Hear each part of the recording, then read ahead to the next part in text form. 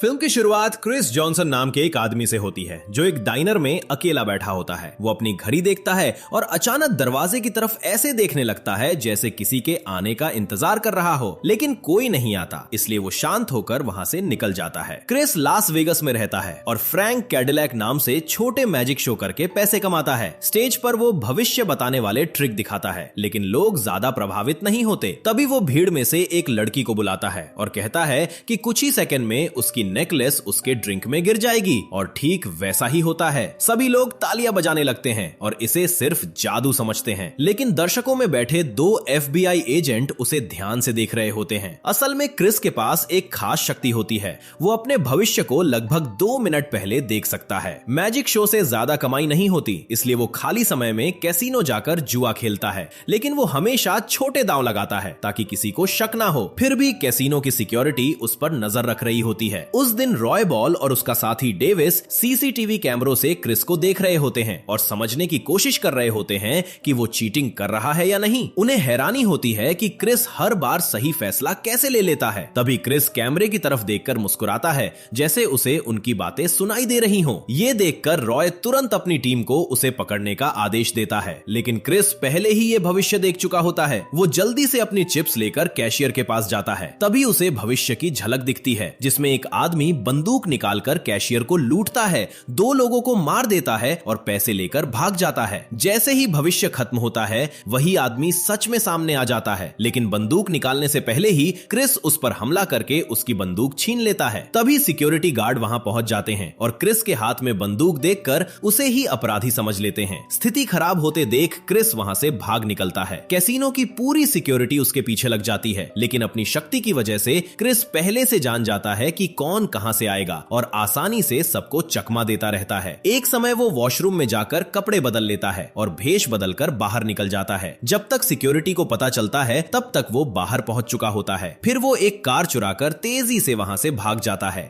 Roy ball तुरंत police को खबर देता है और पूरे शहर में हाई स्पीड चेज शुरू हो जाती है। रास्ते में क्रिस एक रेलवे क्रॉसिंग के पास पहुंचता है और भविष्य में देखता है कि अगर वो धीमा हुआ तो ट्रेन उसकी कार को टक्कर मार देगी, इसलिए वो पूरी स्पीड से गाड़ी दौड़ाता है और ट्रेन आने से कुछ सेकंड पहले ट्रैक पार कर जाता है। पुलिस वहीं रुक जाती है और क्रिस बच निकलता है। दूसरी तरफ FBI एजेंट कैली फेरिस अपने बॉस को कैसीनो की फुटेज दिखाती है। वो बताती है कि क्रिस कोई साधारण आदमी नहीं है, बल्कि उसके पास सचमुच भविष्य देखने की शक्ति है। लेकिन उसका बॉस इस बात को गंभीरता से नहीं लेता, क्योंकि उसी समय यूरोपियन आतंकवादियों ने रूस से एक परमाणु बम चुरा लिया होता है और उसे लॉस एंजलिस में उड़ाने की योजना बना रहे होते हैं। FBI के सभी एजेंट उस मिशन में लगे होते हैं। कैली कहती है कि अगर क्रिस मिल जाए तो उसकी शक्ति की मदद से परमाणु बम को ढूंढा जा सकता है। आखिरकार उसका बॉस उसे 5 दिन का समय देता है। इसके बाद कैली अपने सहायक कावानो को रॉय बॉल को बुलाने भेजती है। FBI के मोबाइल कमांड सेंटर में कैली उससे क्रिस के बारे में पूछताछ करती है। रॉय बताता है कि वे लोग क्रिस पर चीटिंग का शक कर रहे थे। फिर कैली एक तस्वीर दिखाती है जिसमें क्रिस सीधे कैमरे की तरफ देख रहा होता है। रॉय बताता है कि उसी समय वो उसे गिरफ्तार करने का आदेश देने वाला था। तभी कैली समझ जाती है कि क्रिस सिर्फ भविष्य ही नहीं देखता, बल्कि किसी तरह लोगों की सोच को भी महसूस कर सकता है। बाद में कैली और उसकी टीम सारे डेटा का विश्लेषण करते हैं और ये पुष्टि करते हैं कि क्रिस लगभग 1.5 से 2 मिनट तक भविष्य देख सकता है। एक बार तो उसने 2 मिनट 16 सेकंड पहले ही खतरा भांप लिया था, इसलिए वो बिना दाव लगाए वहां से चला गया। कैली की टीम सोचती है कि शायद 2 मिनट 16 सेकंड बहुत ज्यादा समय है और क्रिस इतना आगे भविष्य नहीं देख सकता। तभी कावानो खबर लेकर आता है कि पुलिस को चोरी हुई कार का पता चल गया है। उधर क्रिश अपनी चोरी की कार लेकर अपने पुराने दोस्त इर्फ के घर पहुंचता है। कार देखकर इर्फ पूछता है कि ये कहां से आई, तो क्रिश आराम से कह देता है कि उसने इसे चुराया है। इर्फ उसे डांटते हुए कहता है कि हमेशा भागते रहना और कारें चुराना एक दिन उसे मुसीबत में डाल देगा। फिर वो उस लड़की का जिक्र करता है जिसे क्रिश बार बार अपने भविष्य में देखता है। असल में क्रिश हर दिन उसी डाइनर में इसलिए जाता है क्योंकि उसने अपने भविष्य में उस लड़की को वहां देखा था। उसे सिर्फ इतना पता है कि वो 8:09 पर आएगी क्योंकि उसने घड़ी देखी थी, लेकिन उसे ये नहीं पता कि कौन सा दिन होगा, इसलिए वो दिन में 2 बार वहां जाता है। क्रिश बताता है कि वो लड़की खास है क्योंकि उसके साथ वो 2 मिनट से भी ज्यादा आगे का भविष्य देख सकता है। उसे लगता है कि शायद वही उसकी सच्ची मोहब्बत है, लेकिन इर्व उसे समझाता है कि किसी ऐसे सपने के पीछे मत भागो जो शायद कभी कभी सच ही ना हो। तभी अचानक क्रिश रुक जाता है और कहता है कि एक औरत यहां आने वाली है जो अंडर कवर पुलिस ऑफिसर है। इर्व तुरंत उसे भागने के लिए कहता है, लेकिन क्रिश रुकने का फैसला करता है। वो जानना चाहता है कि वो औरत उससे क्या चाहती है। कुछ देर बाद कैली वहां पहुंचती है और क्रिश से अकेले में बात करती है। वो इशारों में उसकी भविष्य देखने वाली शक्ति की बात करती है, लेकिन क्रिश मजाक में सब टाल देता है और कहता है कि शायद वो उसके मैजिक शो की बात कर रही है। फिर कैली सीधे मुद्दे पर आती है। वो बताती है कि एक परमाणु बम चोरी हो चुका है और उसे अमेरिका में विस्फोट करने की योजना है। वो चाहती है कि क्रिश अपनी शक्ति से उस बम को ढूंढने में मदद करे, लेकिन क्रिश साफ मना कर देता है। उसे लगता है कि सरकार उसे इस्तेमाल करके कैद कर देगी। तब कैली उसे धमकाते हुए कहती है कि उनके पास कैसीनो की फुटेज है जिसमें उसके हाथ में बंदूक थी और चोरी की कार का सबूत भी है। क्रिश गुस्से में कहता है कि बचपन से ही लोग उसकी शक्ति के कारण उसे प्रयोग की चीज समझते आए हैं। उस पर कई दर्दनाक टेस्ट किए गए थे और अब वो बस सामान्य जिंदगी जीना चाहता है। कैली के समझाने के बावजूद वो फिर मना कर देता है। तभी अचानक कई FBI एजेंट कमरे में घुस आते हैं और पूरे घर को घेर लेते हैं, लेकिन अगले ही पल समय पीछे लौट जाता है। दरअसल क्रिश ने ये सब पहले ही भविष्य में देख लिया था। अब वो तुरंत पीछे के दरवाजे से भाग निकलता है। कुछ सेकंड बाद कैली कमरे में पहुंचती है, लेकिन वहां सिर्फ इर्व मौजूद होता है। उसे समझ आ जाता है कि वो फिर क्रिश को खो चुकी है। दूसरी तरफ रॉय बॉल पार्किंग में अपनी कार की तरफ जा रहा होता है। तभी एक आदमी और एक औरत उसके पास आते हैं। वे खुद को गेमिंग कमीशन के कर्मचारी बताते हैं और उससे क्रिश जॉनसन के बारे में पूछते हैं। रॉय पहले कुछ नहीं बोलता और फिर कह देता है कि वो ऐसे किसी आदमी को नहीं जानता। तभी औरत उसके घुटने में गोली मार देती है। दर्द से गिरते ही दूसरा आदमी चाकू निकालकर उससे सच बताने को कहता है। अगले दिन क्रिश फिर उसी डाइनर में बैठा होता है। वो घड़ी देख रहा होता है और उसी समय उसकी विजन्स वाली लड़की आखिरकार अंदर आती है। उसका नाम लिज होता है। क्रिश उसे देखकर हैरान रह जाता है। फिर वो बार बार भविष्य की अलग अलग संभावनाएं देखने लगता है ताकि सही तरीका ढूंढ सके जिससे वो उससे बात कर पाए, लेकिन उसकी हर कोशिश फेल हो जाती है। तभी लिज का एक्स बॉयफ्रेंड केंडल वहां पहुंच जाता है। वो गुस्से में उससे बहस करने लगता है और उसका हाथ पकड़ लेता है। जब लिज कहती है कि उसे दर्द हो रहा है तब भी वो नहीं छोड़ता। ये देखकर क्रिश बीच में आता है। केंडल उसे मुक्का मारने की कोशिश करता है, लेकिन क्रिश आसानी से हर वार से बच जाता है क्योंकि वो पहले से सब देख रहा होता है। आखिर में वो केंडल को नीचे गिरा देता है और उससे लिज के नाश्ते का बिल भरवाता है। फिर भी ये भविष्य काम नहीं करता और समय दोबारा पीछे लौट जाता है। इस बार क्रिश जानबूझकर केंडल का मुक्का खा लेता है। ये देखकर लिज गुस्से में केंडल को वहां से भगा देती है और खुद क्रिश की मदद करने लगती है। बातों के दौरान क्रिश कहता है कि उसकी कार चोरी हो गई है और उसे फ्लैगस्टाफ जाना है। लिज बताती है कि वो भी वहीं जा रही है क्योंकि वो वहां एक स्कूल में पढ़ाती है। फिर वो क्रिश को अपने साथ लिफ्ट दे देती है। रास्ते में क्रिश कहता है कि उनका इस तरह मिलना शायद किस्मत है, लेकिन लिज कहती है कि वो किस्मत पर विश्वास नहीं करती और जिंदगी तब बेहतर होती है जब सब कुछ पहले से तय ना हो। इसी बीच कैली और कावानो डाइनर पहुंचकर मालिकों से पूछताछ करते हैं। उन्हें पता चलता है कि क्रिश रोज वहां आता था और हमेशा ठीक 8:09 पर निकल जाता था, लेकिन उस दिन वो एक लड़की से मिला और दोनों फ्लैगस्टाफ जाने की बात कर रहे थे। यह सुनकर कैली तुरंत ट्रैफिक कैमरों की फुटेज निकलवाने का आदेश देती है ताकि क्रिश का रास्ता पता लगाया जा सके। तभी कावानो एक चौंकाने वाली खबर देता है। रॉय बॉल की लाश पार्किंग में मिली है। उसका गला काट दिया गया था और घुटने में गोली मारी गई थी। कैली गुस्से में कहती है कि रॉय बॉल से उनकी अभी अभी बात हुई थी और अब पता चला कि उसकी हत्या हो चुकी है। तभी उसे समझ आ जाता है कि ये काम आतंकवादियों का है। वे लोग क्रिश को खत्म करना चाहते हैं ताकि वो उनकी योजना में रुकावट ना बने। उधर क्रिश और लिज ग्रैंड कैनियन के पास एक इंडियन बस्ती में पहुंचते हैं जहां एक स्थानीय जनजाति रहती है। लिज वहां बच्चों को पढ़ाने का काम करती है। रास्ते में क्रिश कहता है कि वो वहां के शमन से मिलना चाहता है। तभी लिज अपने बैग से एक छोटा गिफ्ट निकालती है और बताती है कि ये उसके एक छात्र के जन्मदिन के लिए है। जैसे ही बच्चे लिज को देखते हैं वे खुशी से उसके पास दौड़ पड़ते हैं और उसे गले लगा लेते हैं। बाद में बच्चे उसे अपनी भाषा के कुछ शब्द सिखाने लगते हैं। तभी एक बच्चा मासूमियत से पूछता है कि क्या क्रिश उसका बॉयफ्रेंड है, क्योंकि वो लगातार उसे देख रहा है। लिज ऊपर देखती है और पाती है कि क्रिश सचमुच उसे प्यार भरी नजरों से देख रहा है। फिर क्रिश जन्मदिन वाले बच्चे के लिए एक छोटा मैजिक ट्रिक दिखाता जाता है, जिससे सभी बच्चे खुश हो जाते हैं और लिज भी काफी प्रभावित होती है। बस्ती से निकलने के बाद लिज पूछती है कि उसने जादू कहां सीखा। तब क्रिश बताता है कि वो लास वेगस में फ्रैंक कैडिलैक नाम से मैजिक शो करता है। ये नाम उसने अपनी दो पसंदीदा चीजों फ्रैंकनस्टाइन और कैडिलैक से मिलाकर रखा था। दोनों आगे सफर जारी रखते हैं, लेकिन तभी जोरदार बारिश शुरू हो जाती है। सफर के दौरान लिज सो जाती है और उसका सिर क्रिश के कंधे पर आ टिकता है। जब उसकी आंख खुलती है तो वो शर्माते हुए माफी मांगती है। कुछ देर बाद वे लोग सड़क के उस हिस्से पर पहुंचते हैं जहां बाढ़ की वजह से रास्ता टूट चुका होता है। वहां मौजूद मजदूर उन्हें वापस जाकर एक मोटल में रुकने की सलाह देते हैं। दूसरी तरफ FBI ऑफिस में कैली शूटिंग प्रैक्टिस कर रही होती है। तभी कावानो उसे बताता है कि ट्रैफिक कैमरों की मदद से उन्होंने आखिरकार क्रिश की पहचान कर ली है।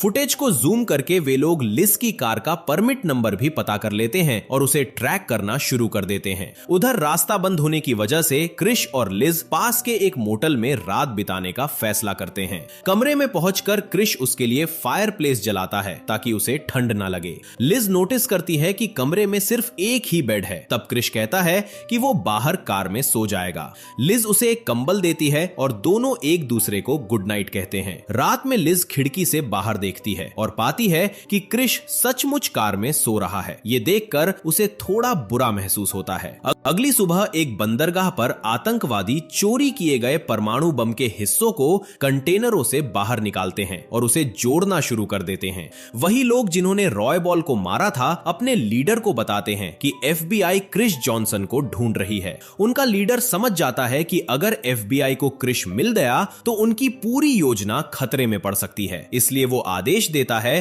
कि क्रिश को तुरंत खत्म कर दिया जाए। इसी बीच FBI हेडक्वार्टर में कावानो कैली को बताता है कि उन्होंने क्रिश और लिज को फ्लैगस्टाफ के एक मोटल तक ट्रैक कर लिया है। उसे यह भी पता चलता है कि सड़क बंद होने की वजह से वे वहां रुके हैं। तभी एक इमरजेंसी मीटिंग बुलाई जाती है। डायरेक्टर बताता है कि देश में सबसे खतरनाक स्तर का न्यूक्लियर अलर्ट जारी हो चुका है और बम किसी भी समय फट सकता है। कैली जोर देकर कहती है कि क्रिश ही इस बम तक पहुंचने की चाबी है। आखिरकार डायरेक्टर उसे पूरी टीम और सभी संसाधन इस्तेमाल करने की अनुमति दे देता है, लेकिन FBI को बिना पता चले आतंकवादी उनकी हर गतिविधि पर नजर रख रहे होते हैं। उन्होंने कैली के ऑफिस के सामने वाले अपार्टमेंट में अपना जासूस बैठा रखा होता है। वहां रहने वाले असली आदमी को वे पहले ही मार चुके होते हैं। उनका लीडर अपने लोगों से कहता है कि FBI का पीछा करो, क्योंकि वे लोग सीधे उन्हें क्रिस तक पहुंचा देंगे। उधर मोटल में लिज नहाकर बाहर आती है और तौलिए में उसे देखकर क्रिस उसकी खूबसूरती में खो जाता है। वो एक इटालियन चित्रकार की लाइनें बोलकर उसकी तारीफ करता है और फिर कागज को जादू से गुलाब में बदल देता है। लिज मुस्कुरा देती है और दोनों एक दूसरे को किस करते हैं। इसी दौरान कैली हेलीकॉप्टर से फ्लैगस्टाफ पहुंचती है। उसकी टीम मोटल पर नजर रख रही होती है। फिर कैली उन्हें बताती है कि उसके ऑफिस के सामने वाले अपार्टमेंट में भी एक लाश मिली है, बिल्कुल रॉय बॉल की तरह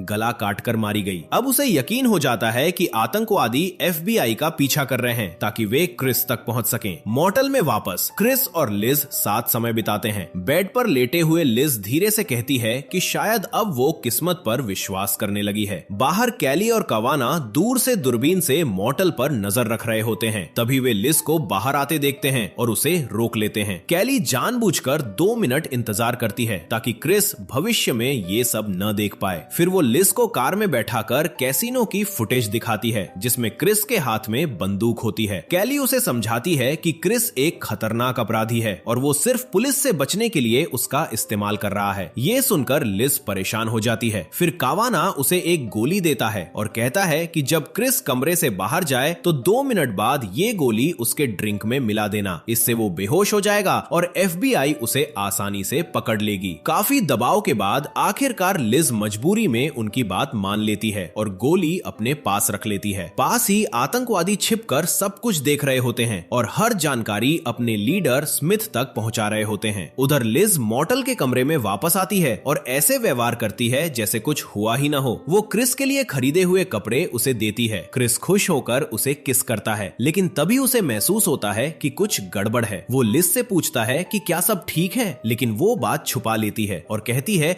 कि वो नहा ले, तब तक वो नाश्ता तैयार करती है। जब क्रिस बाथरूम में होता है तब लिज बार बार अपनी घड़ी देखती रहती है। वो सही समय का इंतजार कर रही होती है ताकि गोली उसके ड्रिंक में मिला सके। दूसरी तरफ FBI की वैन में बैठी कैली भी अपनी घड़ी पर नजर रख रही होती है। उसी समय पास में बैठे आतंकवादी भी स्नाइपर के साथ मॉर्टल पर नजर जमाए हुए होते हैं। जैसे ही 2 मिनट पूरे होते हैं, लिज गोली ड्रिंक में मिला देती है। क्रिस बाहर आता है और वो उसे ड्रिंक पकड़ाती है, लेकिन जैसे ही क्रिस पीने वाला होता है, लिज टूट जाती है। वो उसे रोककर गले लगा लेती है और FBI द्वारा कही गई सारी बातें बता देती है। फिर पूछती है कि क्या ये सब सच है। क्रिस तुरंत जवाब नहीं देता। वो टीवी ऑन करके उसकी आवाज तेज कर देता है ताकि FBI उनकी बातें न सुन सके। फिर वो आराम से पूछता है कि ये गोली कितनी देर में असर करती है। लिज के जवाब देने के बाद क्रिस चुपचाप ग्लास बदल देता है और खुद बाहर जाकर वो ड्रिंक पी लेता है। वैन में बैठी कैली ये देखकर हैरान रह जाती है। स्नाइपर भी उसे निशाना बनाने की कोशिश करता है, लेकिन साफ शॉट नहीं मिल पाता। कमरे में वापस आकर क्रिस कहता है कि FBI ने उसके बारे में जो कुछ कहा वो सब झूठ है। वो बताता है कि कैसीनो वाला आदमी सच में 2 लोगों को मारने वाला था, बस घटना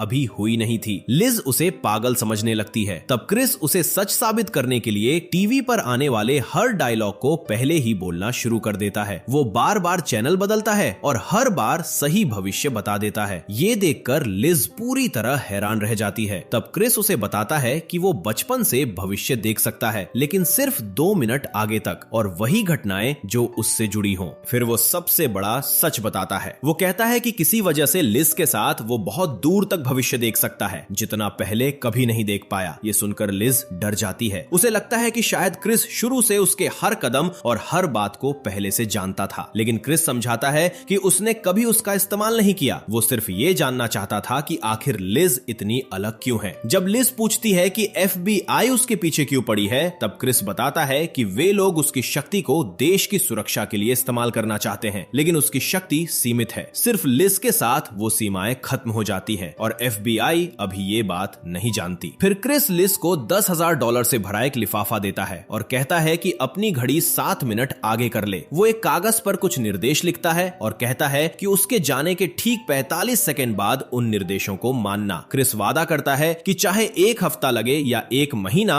वो उसे फिर ढूंढ लेगा। इसके बाद दोनों एक दूसरे को किस करते हैं और क्रिस वहां से निकल जाता है। बाहर निकलते ही कैली को एहसास हो जाता है कि कुछ गलत हो रहा है। वो तुरंत बाहर भागती है और दूरबीन से देखती है कि क्रिस पहले से ही उसकी तरफ देख रहा है। अगले ही पल क्रिस पहाड़ी ढलान से नीचे कूदकर भागना शुरू कर देता है। कैली तुरंत सभी एजेंट्स को उसे जिंदा पकड़ने का आदेश देती है। उधर लिज क्रिस के बताए अनुसार कार स्टार्ट करती है और उसे ढलान की तरफ मोड़ देती है। कार एक पानी की टंकी से टकरा जाती है। टंकी टूटते ही बड़े बड़े लकड़ी के लट्ठे और भारी सामान पहाड़ी से नीचे लुढ़कने लगते हैं। इसी दौरान आतंकवादी स्नाइपर क्रिस पर गोली चलाता है, लेकिन क्रिस पहले ही भविष्य देख चुका होता है और समय रहते बच जाता है। चारों तरफ लकड़ियां और मलबा गिरने लगता है। FBI एजेंट्स का रास्ता रुक जाता है, जबकि क्रिस हर कदम सोच समझकर नीचे की तरफ भागता रहता है। लेकिन पहाड़ी के नीचे कैली पहले से बंदूक लेकर उसका इंतजार कर रही होती है। क्रिस शांत होकर कहता है कि वो उसे गोली नहीं मारेगी। तभी कैली देखती है कि विशाल लकड़ियां तेजी से उसकी तरफ लुढ़क रही हैं। उसे समझ आ जाता है कि अगर वो वहीं खड़ी रही तो क्रिस उसे बचाने जरूर आएगा, इसलिए वो जानबूझकर अपनी जगह से नहीं हटती। आखिरकार क्रिस उसे मरने के लिए नहीं छोड़ पाता। वो दौड़कर कैली को खींचकर बचा लेता है। तभी भारी मलबा उनके चारों तरफ गिर जाता है और दोनों वहीं फंस जाते हैं। कुछ ही देर में बाकी एजेंट्स वहां पहुंच जाते हैं और कैली तुरंत क्रिस को गिरफ्तार करने का आदेश देती है। दूर खड़ा स्मिथ ये सब देख रहा होता है। वो अपने आदमी को फोन करके आदेश देता है कि लिज को अगवा कर लो और उसे क्रिस के खिलाफ चारे की तरह इस्तेमाल करो। कुछ ही देर बाद एक आदमी बंदूक दिखाकर लिज का अपहरण कर लेता है। इसके बाद क्रिस को FBI हेडक्वार्टर ले जाया जाता है। वहां उसे एक कुर्सी पर बांध दिया जाता है। उसकी आंखों पर खास क्लैंप लगाए जाते हैं ताकि वो पलक भी ना झपका सके। सब तैयार होने के बाद कैली उसे पहले अपनी जान बचाने के लिए धन्यवाद कहती है, फिर सामने टीवी चालू कर देती है। FBI की योजना साफ होती है। वे चाहते हैं कि क्रिस लाइव न्यूज देखकर भविष्य में झांके और पता लगाए कि परमाणु बम कहां और कब फटेगा। कैली कहती है कि दुनिया के हर टीवी चैनल पर बम विस्फोट की खबर दिखाई जाएगी, इसलिए उसे अपनी शक्ति की सीमा से आगे जाकर देखने की कोशिश करनी होगी। लेकिन क्रिस डरते हुए कहता है कि अगर उसने उनकी मदद की तो वे उसे जिंदगी भर इसी कुर्सी पर बांध कर रखेंगे। तभी क्रिस भविष्य की एक भयानक झलक देखता है। करीब 2 घंटे आगे के भविष्य में न्यूज रिपोर्टर बता रहे होते हैं कि एक महिला को विस्फोटकों से बांधकर व्हीलचेयर पर बैठाया गया है और पार्किंग गैराज की छत पर छोड़ दिया गया है। क्रिस ये देखकर दंग रह जाता है, क्योंकि वो महिला लिज होती है। वो देखता है कि बम स्क्वाड के लोग धीरे धीरे उसे बचाने की कोशिश कर रहे हैं, लेकिन अचानक आतंकवादी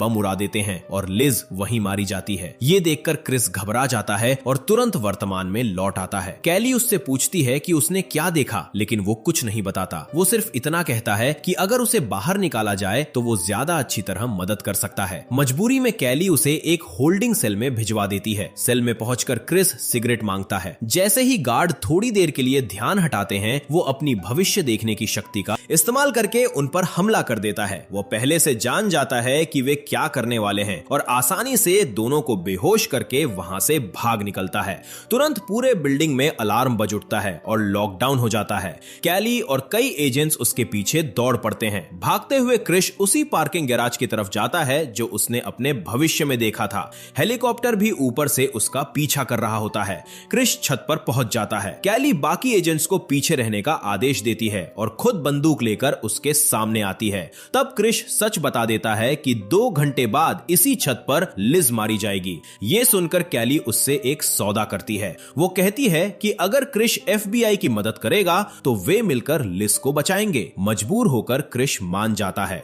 कैली समझ जाती है कि आतंकवादी क्रिश को चारे की तरह इस्तेमाल करना चाहते हैं। वो कहती है कि जैसे ही क्रिश छत पर खुले में जाएगा, स्नाइपर उसे मारने की कोशिश करेगा। फिर FBI एक योजना बनाती है। पूरे इलाके की रेडियो और फोन सिग्नल बंद कर दिए जाते हैं ताकि स्नाइपर अपने साथियों से संपर्क न कर सके।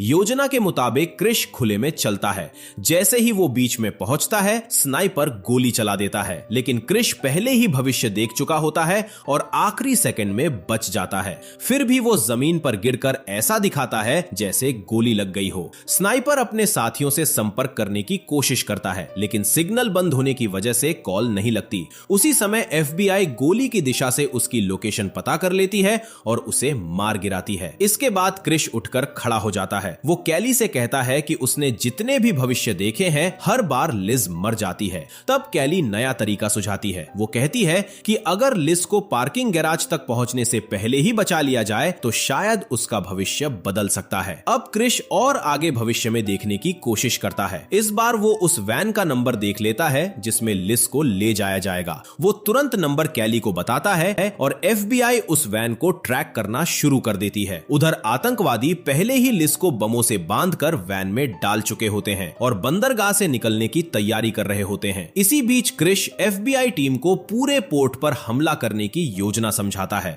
वो हर कदम पहले से देख सकता है, इसलिए एजेंट्स उसकी बात मानते हैं। कुछ ही देर में हमला शुरू हो जाता है। जैसे ही लिज वाली वैन बंदरगाह से निकलने लगती है और आतंकवादी लीडर स्मिथ हेलीकॉप्टर से भागने की कोशिश करता है, FBI अपनी बख्तरबंद गाड़ियों और हेलीकॉप्टरों के साथ पूरे पोर्ट पर धावा बोल देती है। चारों तरफ गोलियां चलने लगती हैं। आतंकवादी छिपने लगते हैं और स्मिथ के लोग इधर उधर भागने लगते हैं। तभी कुछ एजेंट्स वैन को रोकने की कोशिश करते हैं, लेकिन क्रिश तुरंत उन्हें रोक देता है। वो कहता है कि अगर उन्होंने अभी हमला किया तो लिज मारी जाएगी। क्रिश के कहने पर कैली पास रखे ईंधन के बैरल पर सटीक गोली चलाती है। जोरदार धमाका होता है और विस्फोट की ताकत से वैन पलट जाती है। इसी अफरा तफरी में लिज खुद को छुड़ाकर पास के गोदाम में भाग जाती है और सामान के ढेरों के बीच छिप जाती है। उधर क्रिश FBI टीम को रास्ता दिखाता हुआ आगे बढ़ता है। वो कुछ सेकंड पहले ही दुश्मनों की हर चाल देख लेता है और एजेंट्स को पहले से चेतावनी देता रहता है। वो बताता है कि कौन सा आतंकवादी कहां छिपा है और कब हमला करेगा। उसकी वजह से एजेंट्स आसानी से गोलियों से बच जाते हैं। इसी बीच लिज अपने शरीर से बम जैकेट निकालने की कोशिश करती है, लेकिन वो नहीं निकलती। तभी आतंकवादी लीडर स्मिथ उसे ढूंढ लेता है और उसे बंधक बना लेता है। अब स्मिथ अपने बचे हुए आदमियों के साथ भागने लगता है। वो लिज को सामने ढाल बनाकर रखता है, हाथ में डेटोनेटर पकड़े हुए धमकी देता है कि अगर कोई पास आया तो वो उसे उड़ा देगा। क्रिश और FBI उसका पीछा करते हुए एक विशाल तेल वाले जहाज तक पहुंच जाते हैं। भागते समय आतंकवादियों ने पूरे जहाज में मोशन सेंसर वाले बम लगा दिए होते हैं ताकि FBI आगे न बढ़ सके, लेकिन क्रिश हर खतरे को पहले ही देख लेता है। पहला बम फटने से कुछ सेकंड पहले ही वो एजेंट्स को रोक देता है और वे उसे निष्क्रिय कर देते हैं। इसके बाद भी वो हर जगह लगे विस्फोटकों की सही जगह बताता रहता है और पूरी टीम को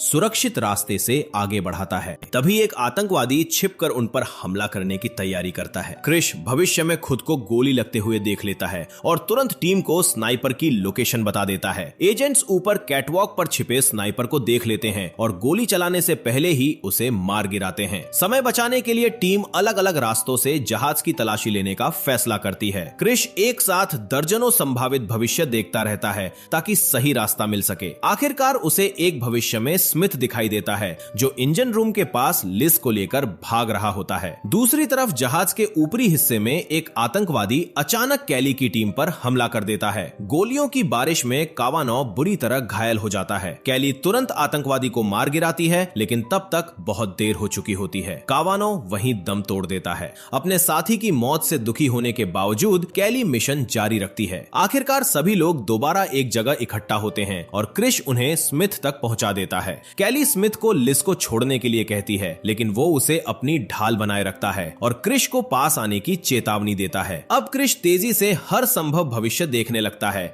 और उस एक रास्ते को ढूंढता है जिसमें लिज बच सकती है। फिर वो कैली से पूछता है कि उसकी निशानेबाजी कितनी अच्छी है। इसके बाद क्रिश धीरे धीरे स्मिथ की तरफ बढ़ता है। स्मिथ उस पर गोलियां चलाता है, लेकिन क्रिश हर गोली आने से पहले देख लेता है और आसानी से बच जाता है। कुछ ही सेकंड में स्मिथ की बंदूक खाली हो जाती है। तब वो डेटोनेटर दबाने की कोशिश करता है, लेकिन उसी पल कैली गोली चलाकर डेटोनेटर उसके हाथ से गिरा देती है। अगले ही पल वो दूसरी गोली चलाकर स्मिथ को मार देती है। लिज को बचा लिया जाता है और उसके शरीर से बम जैकेट भी निकाल दी जाती है, लेकिन कैली कहती है कि असली खतरा अभी खत्म नहीं हुआ। परमाणु बम अब भी कहीं मौजूद है और उसे एक्टिव भी किया जा चुका है। इसके बाद क्रिश को एक मशीन के पास ले जाया जाता है जो विस्फोट की जगह पता करने में मदद करती है। वो उसे देखते हुए भविष्य में झांकता है। अचानक उसके चेहरे का रंग बदल जाता है। उसे भयानक सच समझ आ जाता है। लिज सिर्फ एक ध्यान भटकाने वाला जाल थी। जब सब लोग उसे बचाने में लगे थे तब असली बम कहीं और फटने वाला था। घबराकर क्रिश कहता है